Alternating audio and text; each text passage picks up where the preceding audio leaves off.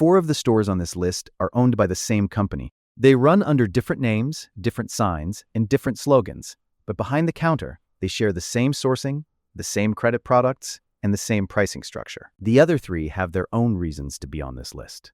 20 years behind a jewelry counter taught me how this works from the inside, and the same pattern runs through all 7. By the end of this, you'll know exactly what that pattern is and how to spot it before you spend $1. The mall isn't just a place to shop for jewelry. It's a business environment, and the economics of that environment shape everything: the price you pay, the quality of the stone, and what happens when you need help after the sale. Here's how the math works. A prime mall location costs money. Real money. Add national advertising, a corporate overhead structure, a loyalty program, and a private label credit division. And those costs don't disappear. They move directly into the markup on every piece of jewelry in the case. That's the first problem you'll see across all 7 of these stores. Prices that are higher than they should be, often for products that aren't as good as they're presented. The second is the diamond certification gap, where stones are graded by labs more generous than the industry standard, then priced as if they'd earned the stricter grade. The third is the credit card, designed to close sales on buyers who can't pay cash, carrying interest rates between 33% and 40%. 3 patterns, 7 stores. Let's start with the most visible one, and hold the number 1 spot in your head, because that's the one doing the most damage to buyers who think they're being careful. You've walked past it 100 times. The open kiosk in the middle of the mall corridor. No walls, no private space, staffed by someone who will pierce your ears in 4 minutes and sell you a charm bracelet before you finished saying yes. That's Banter. It used to be called Piercing Pagoda. The name changed. The ownership didn't. Banter is a Signet Jewelers brand, the same parent company behind 3 other stores on this list. The rebrand gave it a younger aesthetic. It didn't change what's in the case. Former employees on public review sites described the jewelry as overpriced costume jewelry. Items that turn color.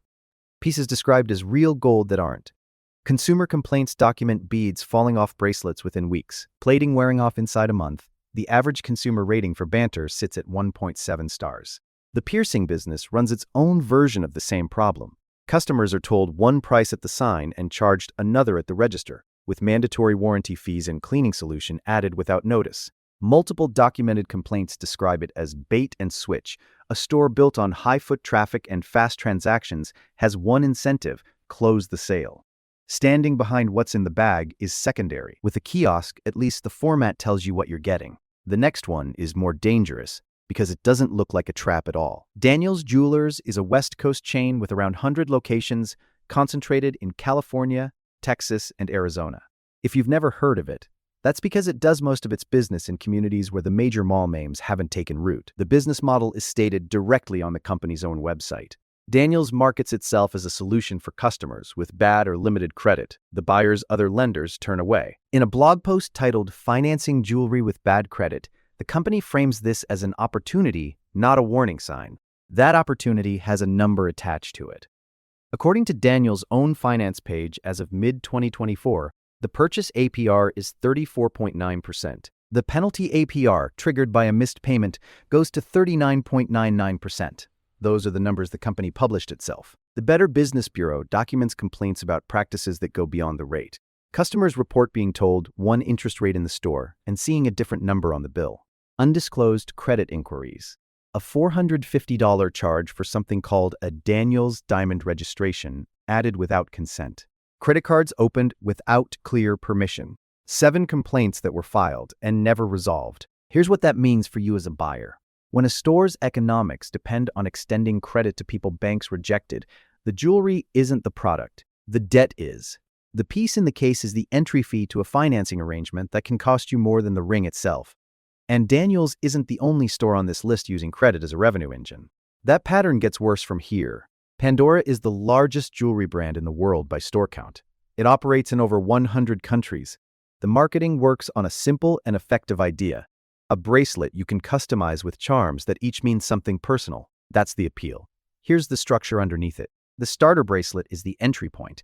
The charms are sold individually, each one a separate purchase, which means every birthday, anniversary, and graduation is an opportunity for someone to buy you a new charm. That's not personalization. That's a subscription model built from sterling silver and sentiment. The quality reality sits well below the emotional pitch. Consumer reviews on Trustpilot, where Pandora is rated 1.4 out of 5 by thousands of buyers, consistently document plating wearing off, clasps breaking, and charms falling from bracelets. Some customers report silver pieces showing rust without significant wear. Many pieces described as gold or rose gold are gold-plated, not solid gold, which matters when the plating starts to go. And Pandora is making this worse, not better. As metal costs climbed sharply in 2025, with silver up roughly 150% and gold up about 65%, the company began shifting select product lines from sterling silver to platinum-plated pieces. The first platinum-plated products launched in early 2026. The buyer pays the same, or more, for a product made with a different and cheaper base material. That's not a quality improvement. That's a cost reduction dressed up as an upgrade. The charm model is clever, but once you understand how it's designed, you'll see it differently the next time someone hands you a little blue bag. The next store runs on a different kind of trust entirely, one backed by one of the most famous investors on Earth. That still doesn't make it a good place to buy a diamond. Helzberg Diamonds carries a piece of context that most buyers don't think about before they walk through the door. Warren Buffett's company Berkshire Hathaway acquired Helzberg in 1995. That association creates a quiet kind of trust. Buffett is the man famous for valuing honest businesses with straightforward economics. Shoppers assume some of that reputation travels with the brand. It doesn't travel into the diamond case. Independent review sites that compare pricing across jewelry retailers have documented what happens when you put the same stone next to itself at two different counters. A ring priced at $3,779 at Helzberg was available for $1,775 at James Allen for equivalent quality. That's a difference of over $2,000 on a single piece. Comparable stones at online retailers like White Flash run about 50% less than Helzberg's prices. And some reviews put the gap at up to 3 times more expensive than alternatives like Brilliant Earth or Ritani. The certification situation compounds this. Most of Helzberg's diamonds don't carry GIA or AGS grading, the two labs most trusted for accuracy and consistency. Without those standards, you're paying a premium price for a stone whose quality hasn't been verified by the strictest eyes in the business. The Trustpilot score sits at 2.8 stars, with more than half of all reviews filed at 1 star. The BBB gives the company an A+ rating, which reflects how they process and close complaints, not whether the product justified the price someone paid. There's a version of this store that makes sense. If you're buying a small gift, an entry-level piece, something where the emotional value is the whole point and the monetary stakes are low, the Berkshire connection probably doesn't matter much. But if you're walking in to buy a diamond engagement ring, you're in the wrong place at the wrong price. The Berkshire Hathaway name is doing real work here. It borrows a reputation the jewelry counter hasn't earned. Now we get to the stores you've probably walked past 1,000 times, the ones with the national ad campaigns and the slogans you already know by heart. The familiarity is the point. It's also the problem. Kay Jewelers runs one of the most recognized advertising campaigns in American retail. Every kiss begins with K. It's been running in some form for over 30 years. You've heard the jingle. That's the point. Familiarity costs money, and someone has to pay for it. K is a Signet Jewelers banner, the same parent company behind Banter, Zales, and the #1 store on this list. Behind the scenes, K shares sourcing strategies, credit infrastructure, and diamond quality tiers with all of them. What looks like a competitor from the outside is, in most ways that matter, the same operation. The credit card that carries K's name runs at nearly 36% annual interest for balances not paid off during a promotional period. NerdWallet reviewed the terms and flagged what the promotional language often obscures. If you miss the payoff window, the interest doesn't start from that point forward. It charges back to the original purchase date. That's not deferred interest. That's a retroactive bill on a purchase you thought you'd handle. In 2017, Signet disclosed that the Consumer Financial Protection Bureau was considering legal action over the company's in-store credit practices, specifically the structure of its promotional credit and payment protection products. Federal regulators looked closely enough to contemplate enforcement. The diamonds in the case are predominantly commercial grade, which is the industry term for stones sourced in volume for mass-market retail, not individually certified for investment-grade quality. The buyer who thinks they're buying something special is most often buying what's available in volume at a margin Signet can sustain. If you only remember one thing from this store, the familiar name means they spent more on advertising than on what they're selling. Zales calls itself the Diamond Store. That tagline sounds like a credential. It isn't. The Federal Trade Commission issued a formal order against Zale Corporation for prohibited trade practices and required the company to take affirmative corrective actions.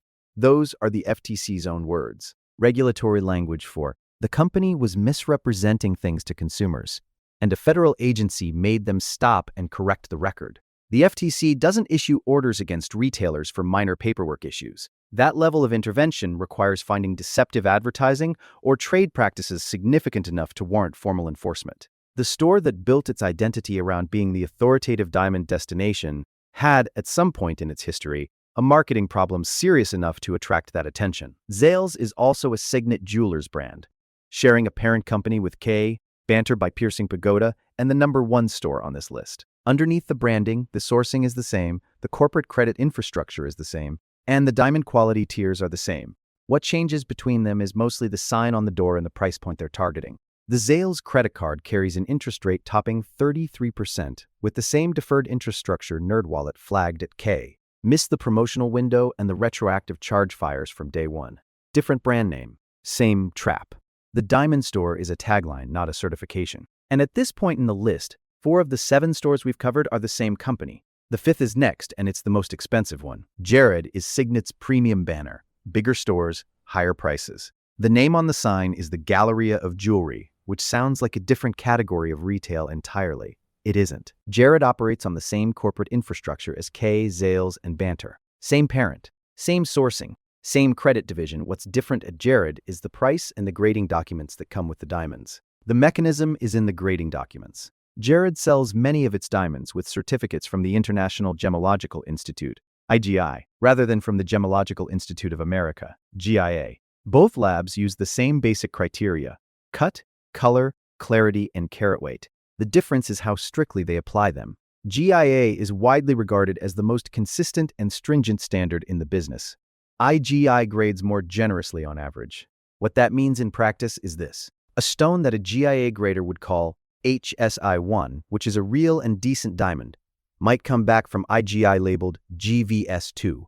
GVS2 is a higher grade. A higher grade commands a higher price. If you're paying GVS2 prices for a stone that performs like an HSI1, you've overpaid, and the certificate in the box is telling you everything is fine. Independent review sites have documented that Jared's IGI-certified stones are typically priced higher than comparable GIA-certified stones from online specialists. You're paying more for the premium store and more for the generous grade, when neither of those things is adding value to the diamond you're taking home. The grading gap is the hardest thing for most buyers to catch, because it requires knowing what you're looking at. That's exactly the kind of thing the industry is counting on you not to know. 7 stores, 1 recurring pattern, a grading report you can't easily verify, a credit card you didn't plan to sign, and a familiar name doing the work that quality should be doing. Ask for GIA certification before you spend anything serious. If a store leads with financing before you've asked about the stone, that tells you what they're actually selling. Drop a comment telling me which one surprised you most.